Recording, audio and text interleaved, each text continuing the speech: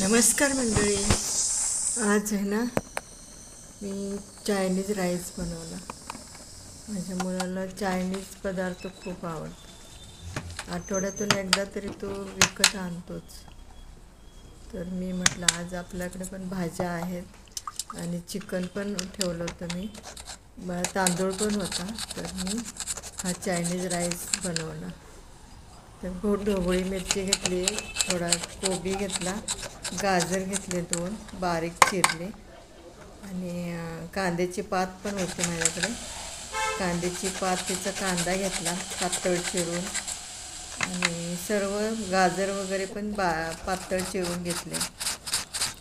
आणखी खूप छान झाला आहे भात. आणखी मुलाला खूप आवडला. आम्ही सर्व दोघांनी पण खाल्ला.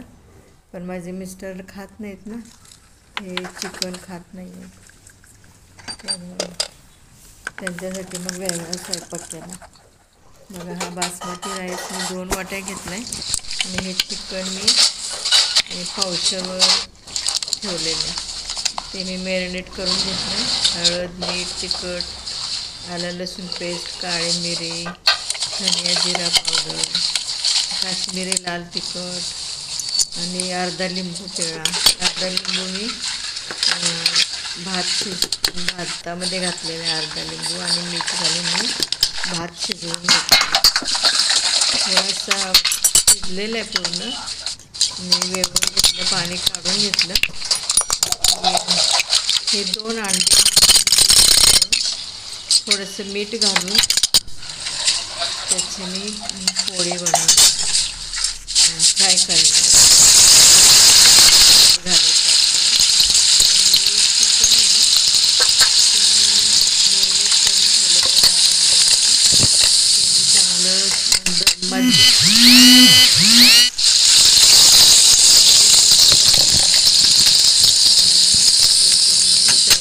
पूर्ण.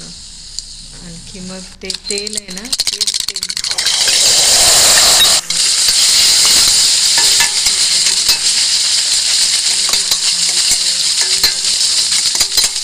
ते तेलाने चिकन तळलेलं आहे. मग ते तेल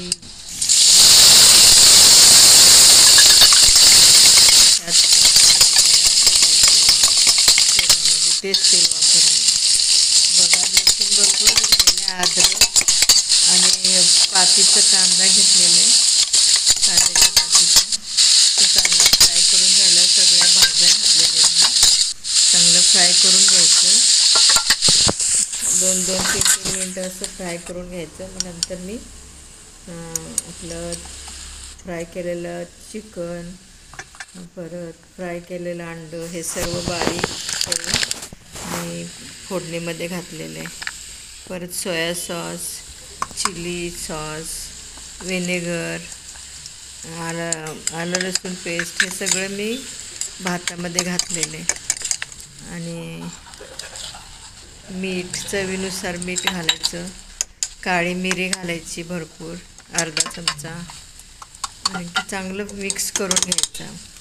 आणि शेवटी वरून आणखी पातीचा कांदा बारीक चिरून घालायचा.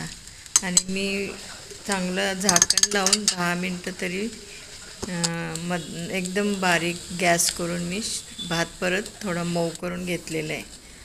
कशी वाटली तुम्हाला रेसिपी? बघा, ही रेसिपी तुम्ही नक्की करा. एकदम छान सुंदर झालेला आहे भात.